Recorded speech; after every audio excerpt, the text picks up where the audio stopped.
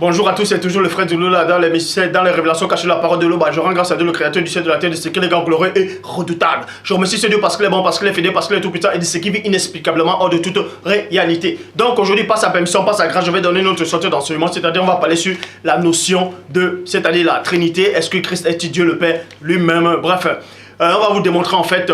Parce qu'il y a plein de gens qui n'ont pas de connaissances actuellement. Il y a tellement de débats sur la personne du Christ.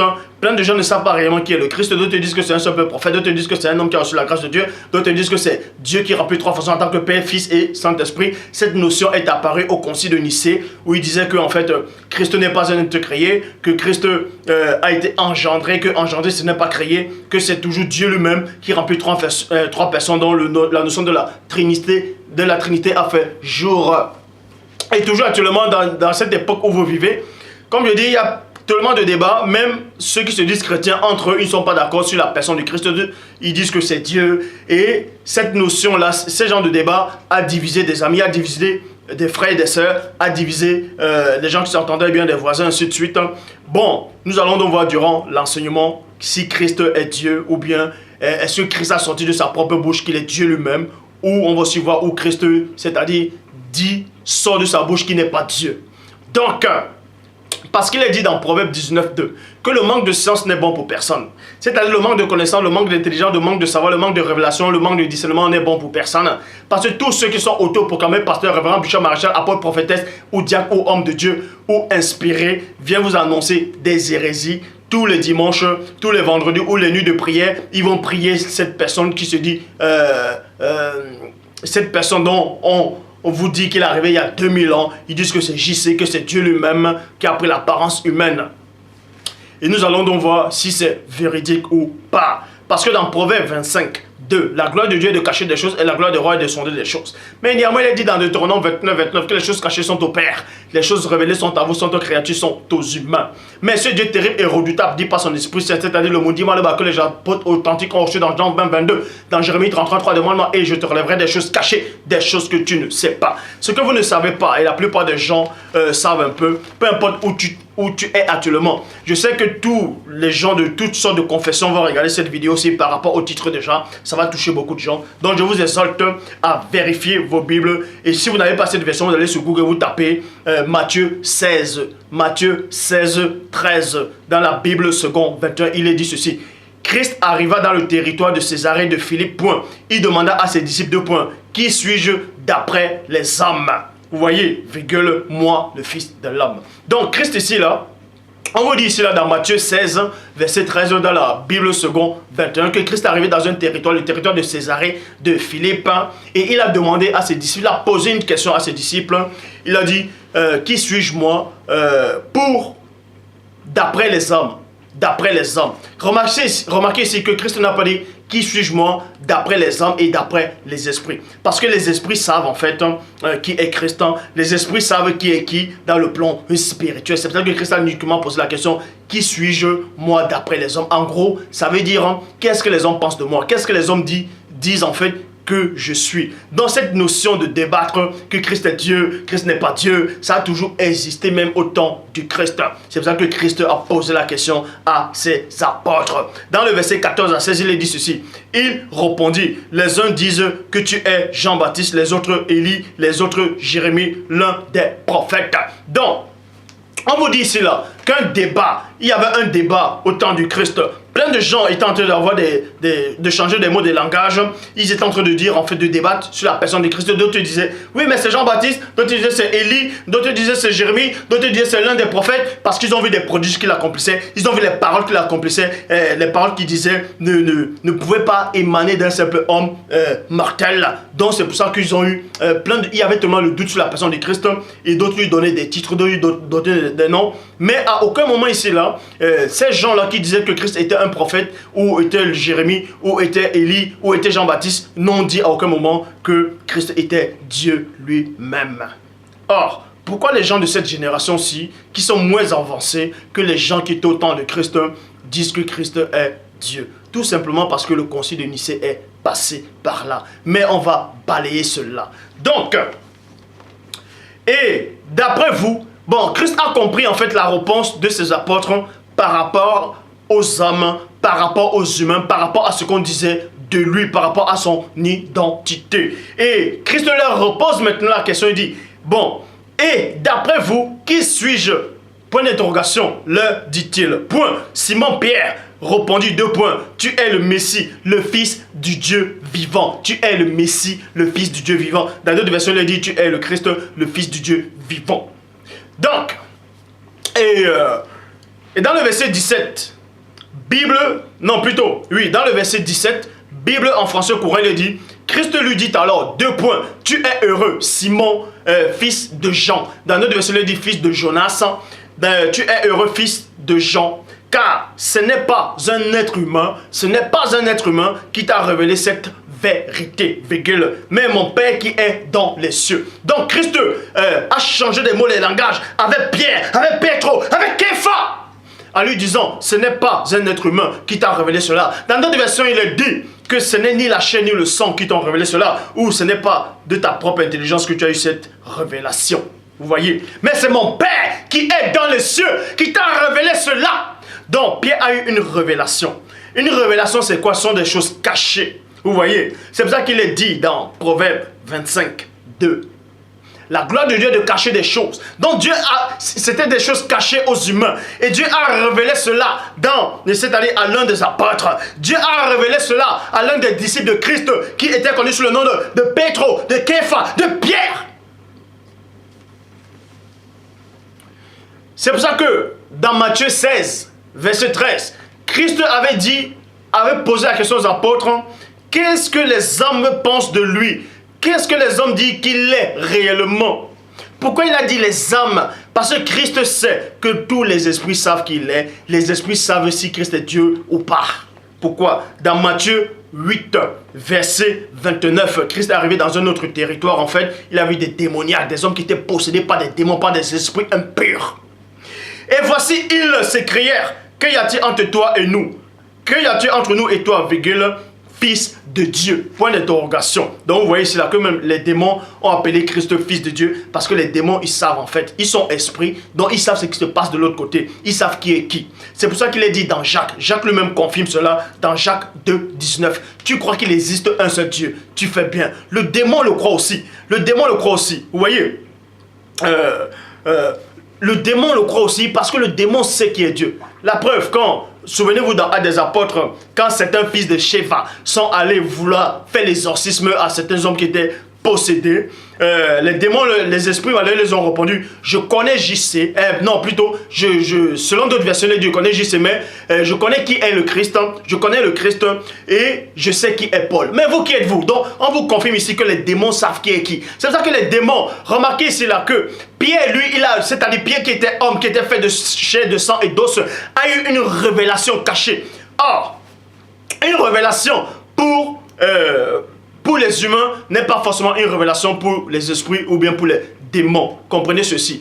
Parce que Pierre a eu cette révélation qui venait de Dieu, vous voyez, par l'esprit. Or, les démons n'avaient pas eu la révélation que Christ était fils de Dieu. Ils le savaient parce qu'ils sont esprits, donc ils connaissent les choses spirituelles. Là. Bon. Et Christ dit, tu es heureux Simon, fils de Jonas, c'est-à-dire fils de Jean, car ce n'est pas les humains qui t'ont révélé cela.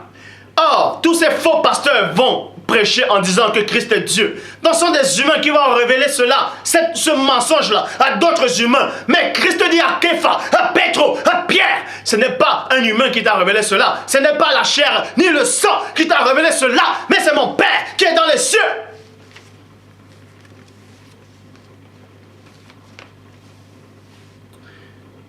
Jean 8, 40.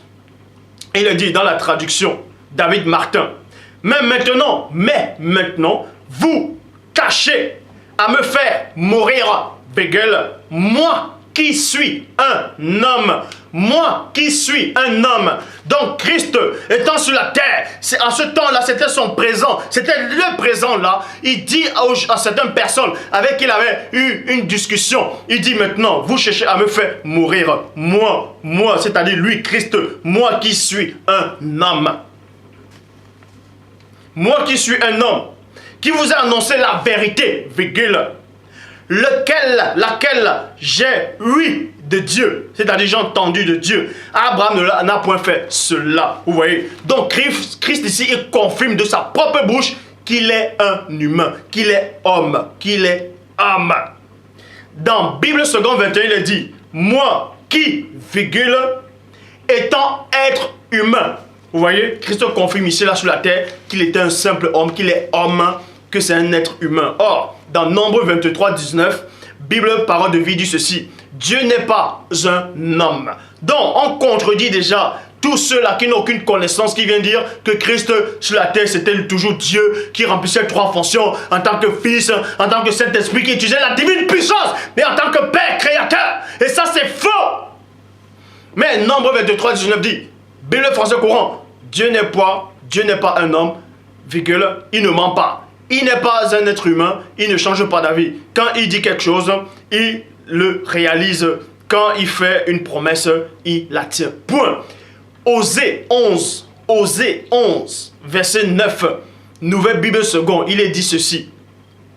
Je n'agirai pas selon ma colère ardente, virgule, je ne reviendrai pas pour détruire Éphraïm.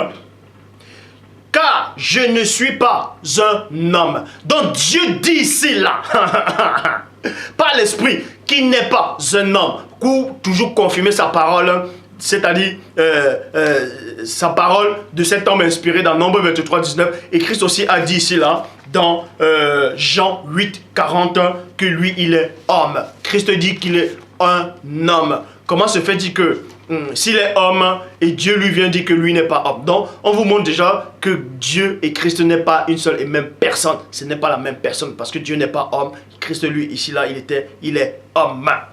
Osée 11, 9, Bible seconde 21, Nouvelle Bible seconde 21, Nouvelle Bible seconde plutôt. Et je n'agirai pas selon ma colère ardente, je ne reviendrai pas pour détruire Éphraïm, car je ne suis pas un homme, mais Dieu. Je ne suis pas un homme, mais Dieu. Or, Christ est. Or, dans d'autres versions, bon. Bref. Mais Dieu.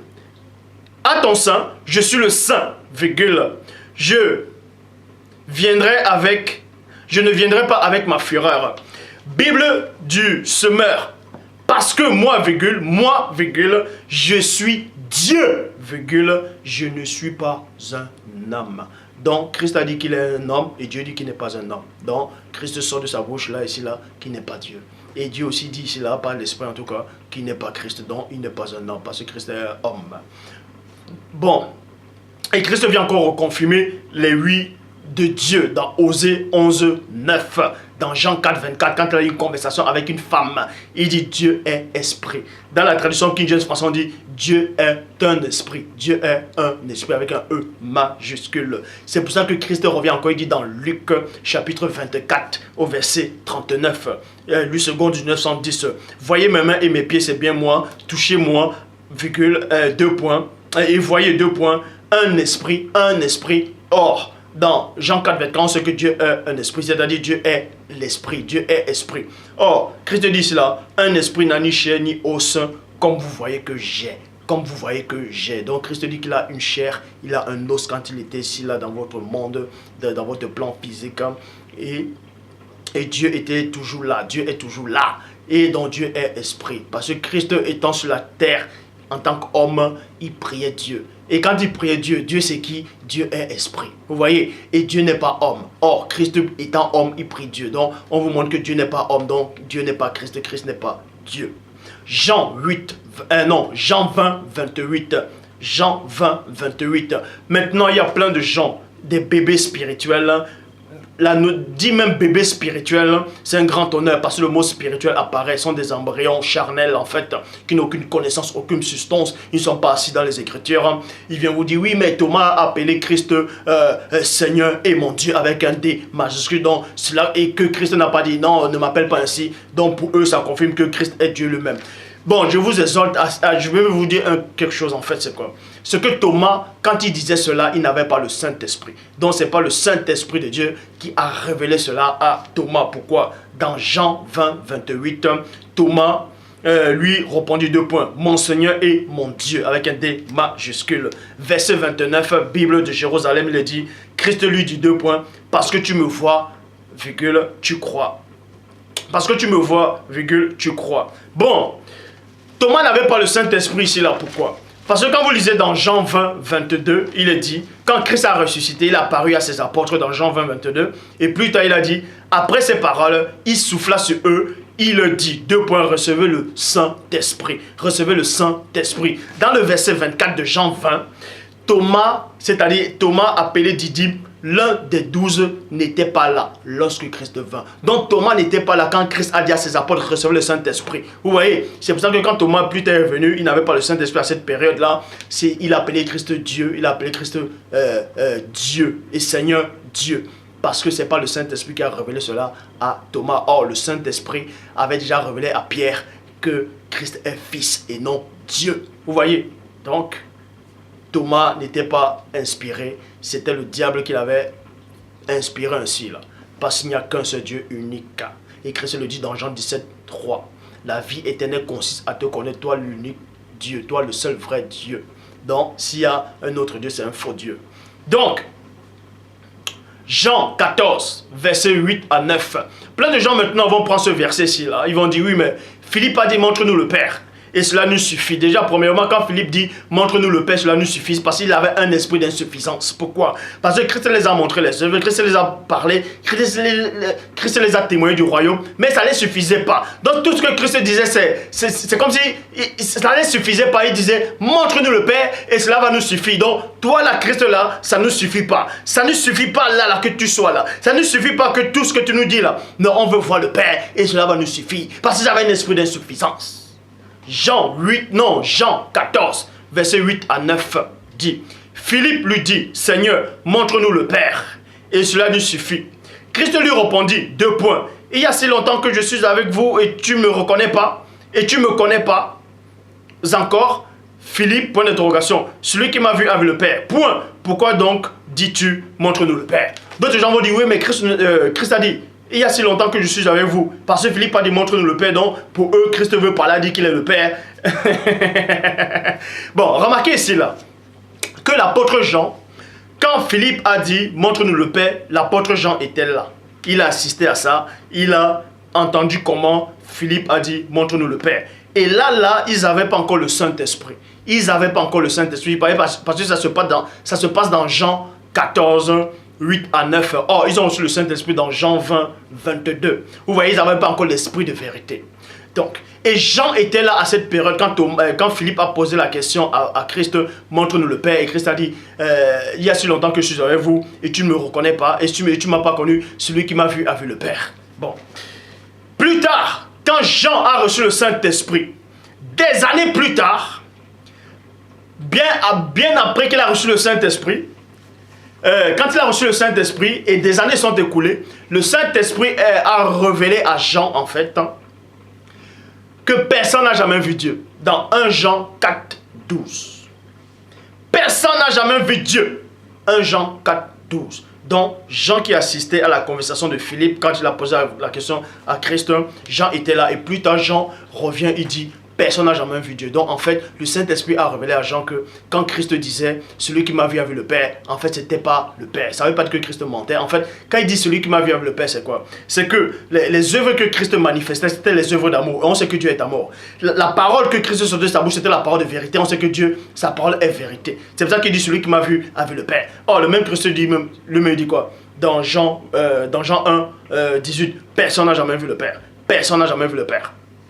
Et Jean vient encore reconfirmer cela. Donc quand Christ dit celui qui m'a vu a vu le Père, ça ne veut pas dire que Christ est le Père lui-même.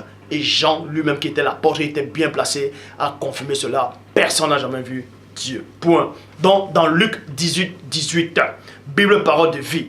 Bon, on vous dit ici là. Un chef juif demanda à Christ 2 points. Bon maître, qu'est-ce que je dois faire pour recevoir la vie avec Dieu pour toujours? Dans d'autres versions, on dit qu'est-ce que je peux faire pour recevoir la vie éternelle. Donc, cet homme l'a dit, bon maître, bon maître. Pourquoi Christ ne l'a pas repris en disant, pourquoi m'appelles-tu maître? Vous voyez, pourquoi m'appelles-tu maître? Mais il utilise plutôt, il dit ceci, dans le verset 19, King James française, et Christ lui dit, pourquoi m'appelles-tu bon? Pourquoi m'appelles-tu bon? Vous voyez? Personne n'est bon, virgule, sauf un, virgule, c'est-à-dire Dieu. Donc Christ montre encore de sa propre bouche ici qu'il n'est pas Dieu. Parce qu'il dit, personne n'est bon. Donc en gros, ne m'appelle pas bon, seul Dieu est bon.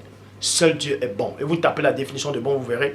Mais seul Dieu est bon. Christ montre encore à cet homme-là qui n'est pas Dieu. Bible des peuples, Dieu seul est bon et personne d'autre. Point. John Nelson Darby, nul n'est bon sinon un seul, Dieu. Vous voyez? Sinon un seul Dieu. Sinon un seul Dieu. Bon, et ensuite on va. Et d'autres gens vont dire oui, parce que Christ a dit avant qu'Abraham fût je suis. Et soit disant Dieu a dit à Moïse je suis donc pour eux. Je suis en hébreu, ça veut dire ceci, cela, ça veut dire bref. Donc si Dieu peut-être a dit à Moïse je suis. Et que Christ aussi dit je suis, ils vont dire ah c'est la même personne. Non, on va vous montrer que vous avez mal compris les Écritures. Jean 8, 58, Bible seconde 21. Christ le dit, 2 points. En vérité, je vous le dis. Avant que Abraham soit né, je suis. Bon, ils vont dans Exode chapitre 3 au verset 14. Toujours dans la Bible seconde 21. Dieu dit à Moïse, 2 points. Je suis celui qui suis. Point. Et il ajouta 2 points. Voici ce que tu diras aux Israélites. Je suis m'a envoyé vers vous. Vous pouvez lire toutes les versions. Toutes les versions ne disent pas je suis m'a envoyé vers vous. Or, il y a d'autres versions qui disent je serai. Je suis et je serai, ce n'est pas la même chose. Puisque je serai, ça ne veut pas dire qu'il est déjà, mais il sera. Or, la bonne traduction dit quoi? Toujours dans Exode 3, 14. Dans la Bible du rabbinat français, donc on dit quoi? Dieu répondit à Moïse, 2 points. Je suis l'être invariable. Vous voyez? Être invariable, c'est quoi? C'est ce qui ne change pas. Et il ajouta 2 points. Ainsi parleras-tu aux enfants d'Israël. C'est l'être et non je suis. Mais c'est l'être invariable qui m'a délégué auprès de vous. La définition invariable, c'est quoi? Qui ne change pas. Et dans le mot littéraire, vous tapez par rapport à littéraire, en fait, c'est que rien ne peut troubler. Que rien ne peut troubler. Or, Christ, lui, il a été troublé. Ça vous prouve que ce n'est pas Dieu. Dans Jean 12, verset 27, Nouvelle Bible seconde, il dit quoi? Maintenant, je suis troublé. Et que dirais-je? Père, sauve-moi de cette heure. Point d'interrogation. Mais c'est pour cela que je suis venu en cette heure. Bible du semeur, à présent je suis troublé. Bible Chouraki, maintenant mon être est troublé. Mon être est troublé. Est-ce que Dieu peut-il être troublé? Être troublé, la définition de troublé, c'est quoi? C'est être dans la confusion. Donc pour vous, Dieu peut être dans la confusion. Si votre Dieu est dans la confusion, moi, mon Dieu ne peut pas être dans la confusion. Mon Dieu n'a jamais été dans la confusion. Et mon Dieu ne sera jamais dans la confusion. Vous voyez, de même que vous tous êtes dans la confusion. Parce que votre Dieu est dans la confusion. Donc, et la définition de confusion, c'est quoi? État de ce qui est emmêlé et désordre. Vous croyez que Dieu, un seul instant, une petite particule de Dieu va être troublée? C'est parce que vous ne le connaissez pas. Vous ne savez pas qui est le divin, le tout-puissant. Donc, Matthieu 19, 4. Et Christ va sortir même de sa propre bouche qui n'est pas Dieu. Matthieu 19, 4. Bible, parole de vie. Christ leur répondit 2 points. Vous n'avez pas lu ce qui est écrit dans le livre saint. Point d'interrogation. Mais Christ vous répond maintenant à tous ceux qui disent que Christ est Dieu. Christ vous dit ici, vous n'avez pas lu ce qui est écrit dans le livre saint. Au commencement, Dieu, et non moi. Donc vous qui dites que Christ est Dieu lui-même, Christ dit cela au commencement Dieu. Dans d'autres versions on dit au commencement le Créateur fit l'homme et la femme. Mais si on dit au commencement, Dieu a créé l'homme et la femme. Maintenant on va au commencement dans Genèse 2, 7. Bible tradition Abbé Filion qui dit ceci. Le Seigneur Dieu forma donc l'homme du limon de la terre. Le limon est noir, donc le premier homme était noir. Du limon de la terre, il souffla sur son visage un souffle de vie, et l'homme devint vivant et animé. Point. Donc, on vous dit cela, que le Créateur a créé l'homme et la femme. Le Créateur a créé les humains. C'est-à-dire le Créateur a créé l'âme. Donc, c'est-à-dire Dieu a créé l'âme. Et Christ n'a pas dit qu'il est le Créateur. Christ n'a pas dit qu'il est Dieu. Mais il a dit que c'est Dieu qui a créé l'âme. Maintenant, on entre en profondeur, en fait. On vous montre comment que c'est Dieu qui a créé l'âme. Mais, dans Job 33, 4, d'abord dans Job, avant de partir dans Job 33, 4, il est dit dans Job 33, 14 que Dieu passe cependant tantôt d'une manière, tantôt d'une autre, là on y prend point garde. Vous devez prendre garde ici maintenant, quoi. c'est que la parole dit ici là dans Job 33, verset 4, dans la Bible seconde 21, l'Esprit de Dieu m'a créé. L'Esprit de Dieu m'a créé, virgule, le souffle du Tout-Puissant m'anime. Vous voyez?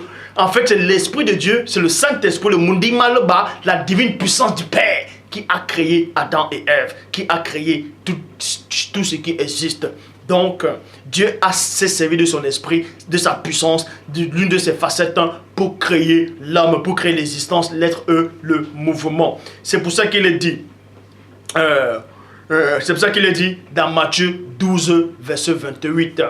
Vous voyez? Donc, premièrement, vous devez savoir que c'est le Saint-Esprit qui a tout créé. Donc, quand on dit au commencement était la parole était avec Dieu, la parole était Dieu, et tout commencement avec Dieu, toute chose était faite par elle, ce n'est pas Christ, c'est le Saint-Esprit. Ça, on va arriver plus tard. Bon, Matthieu 12, 28, Bible parole de vie. Bible parole de vie dit ceci. Mais moi, virgule, c'est Christ qui dit cela. Remarquez ici, là, Christ dit, mais moi, virgule, c'est l'Esprit de Dieu qui me donne le pouvoir de chasser les esprits mauvais. Le royaume de Dieu est donc arrivé jusqu'à vous. Donc Christ reconnaît par là qu'il a besoin de la puissance de Dieu, il a besoin de l'Esprit de Dieu, et c'est l'Esprit de Dieu qui a créé toutes choses. Donc Dieu s'est servi de son Esprit pour créer toutes choses. Et l'Esprit de Dieu, c'est sa propre parole. Vous voyez? Donc Dieu, les cieux ont été créés par la parole de Dieu. Vous voyez? Donc, et la parole de Dieu, c'est toujours le Saint-Esprit. C'est une autre facette. Et Christ a besoin de la parole, de la puissance de Dieu pour chasser les démons. Dieu n'a pas besoin de chasser les démons par... Dieu n'a même pas besoin de chasser les démons, puisque les démons n'approchent pas devant Dieu. Bref, bon, on vous montre ici là que Christ a besoin de la puissance de Dieu. C'est-à-dire Christ a besoin. Le mot besoin, c'est quoi? Dieu n'a besoin de rien. Dieu n'a besoin de rien. Or, Christ a besoin de Dieu. Christ a besoin de la puissance de Dieu. Christ a besoin de l'Esprit de Dieu. Bible en français courant. En réalité, ce n'est pas l'Esprit de Dieu que je chasse les esprits mauvais. Vous voyez? En réalité, ce n'est pas l'Esprit de Dieu. Christ dit, c'est par l'Esprit d'une autre personne, de Dieu. Et non, ce n'est pas mon esprit que je chasse, mais ce n'est pas l'Esprit de Dieu. Il vous parle de sa propre bouche qui n'est pas Dieu. Non seulement il n'est pas Dieu, mais il n'est pas aussi le Saint-Esprit.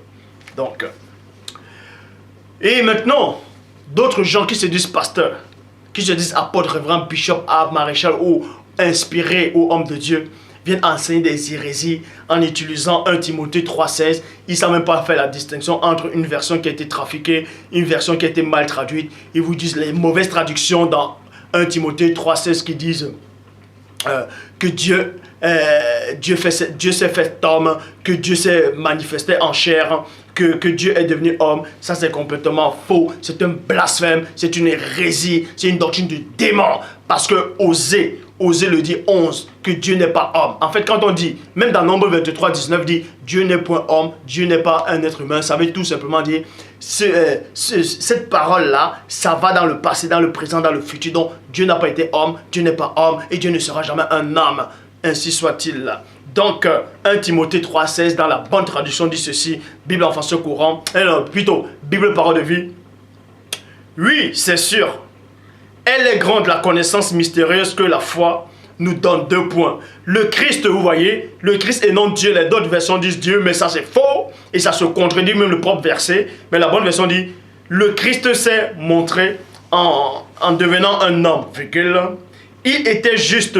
Vous voyez, l'Esprit Saint l'a prouvé. L'Esprit Saint l'a prouvé. Il a été vu par les anges. Et on l'a fait connaître chez tous les peuples. Sur la terre, on a cru en lui. Et dans le ciel, il a reçu la gloire de Dieu. Alors, Christ a reçu la gloire de Dieu dans le ciel. Parce qu'il n'est pas Dieu. Dieu ne va pas recevoir sa propre gloire. Parce qu'il est au-delà de sa propre gloire. Donc, ensuite, dans Philippiens 2,5. En fait, dans Philippiens 2,5, il est dit quoi? Ayez en vous les sentiments qui étaient en Christ. Ayez en vous les sentiments qui étaient en Christ. Ça veut dire quoi? Les sentiments qui étaient en Christ, c'est quoi? Et dans le verset 6, dans la œcuménique de la Bible, traduction œcuménique de la Bible, il dit ceci. Lui qui est de condition divine n'a pas considéré comme une proie à saisir d'être égal à Dieu, Bon, on vous dit cela dans Philippiens 2, 5 à 9, hein, que Christ était de condition divine. Or, dans d'autres versions qui étaient mal traduites, on vous dit quoi? Ayant les sentiments qui étaient en Christ, lequel existait en forme de Dieu. Dans d'autres versions, on dit lequel existait comme Dieu lui-même. Était sur la même forme que Dieu. Et ça, c'est complètement faux. La bonne version dit ici, là, qu'il était de condition divine. Vous voyez, mais il n'a pas regardé Dieu comme son égal. Pourquoi? Parce qu'il y avait aussi un être spirituel jadis, hein, je sais dans le chérubin jadis, hein, qui a regardé Dieu comme son égal en fait, qui était aussi de condition divine. Hein. C'était le chérubin jadis, hein, et dans Isaïe 14, 14, je serai semblable au Très-Haut. Bon, Christ n'est pas la seule personne qui a de condition divine. Vous voyez, pourquoi? Dans Genèse 6, 2, dans la Bible du rabbinat français Zadok, quand il est dit quoi? Les fils de la race divine, trouvaient que les filles des hommes étaient belles. Or, dans Philippiens 2, 7, il est dit quoi? Bible a noté de Schaffner, mais il s'est dépouillé lui-même en prenant une forme de serviteur fait à la ressemblance des hommes. Bon, pour ceux qui ne savent pas réellement qui est réellement le Christ, avant de venir sur la terre, a été créé dans les cieux, c'est-à-dire pas dans les cieux. Christ a été créé, c'est-à-dire dans le non-monde. Il a eu l'existence dans le non-monde. Et ça, j'explique cela tout en détail dans le livre. Bref, avec le deuxième né dans le non-monde. Donc, Christ est la toute première créature que Dieu a créée par son esprit. Donc, c'est le Saint-Esprit qui a créé le Christ. Donc, pour que Christ soit Dieu lui-même, il faut premièrement qu'il ne dépende pas de Dieu. Il faut déjà qu'il soit, pour être égal à Dieu, il faut déjà qu'il soit l'égal de la parole de Dieu, qui aille au-delà de la parole de Dieu. Il faut qu'il soit égal du Saint-Esprit. Il faut qu'il soit égal même à la volonté de Dieu. Donc, il n'est pas Dieu, il n'a jamais été Dieu, il ne sera jamais Dieu. Et dans Philippiens, on vous dit quoi? Maintenant, je m'adresse à tous ceux qui disent que Christ est Dieu. À tous ces ignorants qui viennent étaler les fausses connaissances livresques, à tous ceux qui se disent pasteurs, à tous ceux qui se disent hommes de Dieu, à tous ceux qui disent que Dieu les a parlé, que Dieu les a dit. Et je dis encore, je répète, je pèse mes mots, Dieu n'a parlé à aucun homme directement. Il parle pas à l'esprit et il ne s'adresse pas à les anges. L'homme ne peut pas entendre la voix directe de Dieu, ce n'est pas possible. Même si on vous dit que Dieu a parlé à Moïse, dans Actes des Apôtres, on vous dit en fait que c'était pas Dieu lui-même qui parlait au buisson Adam, c'était les anges qui parlaient. Donc, je vais vous donner deux versets, juste deux versets.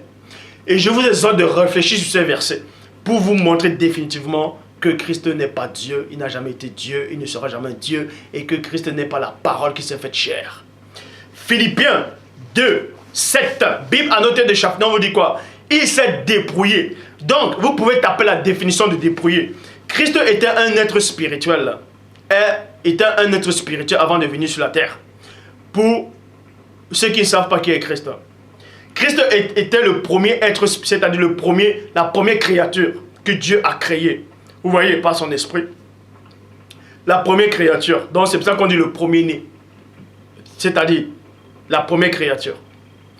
Et quand il est venu sur la terre, il s'est dépouillé. Donc, il a pris la forme d'un humain. C'est pour ça qu'il est dit, il a pris la forme d'un humain. En prenant la forme d'un humain, il a enlevé sa puissance. C'est-à-dire, il s'est dépouillé de la position qu'il avait. Il s'est dépouillé de la divinité qu'il avait. Parce que divinité, ça veut dire quoi? Divinité, ça veut dire quelqu'un qui est de sens divine. C'est ça le mot divinité. Divinité, c'est celui qui est de sens divine. Et les anges aussi, ce sont des divinités.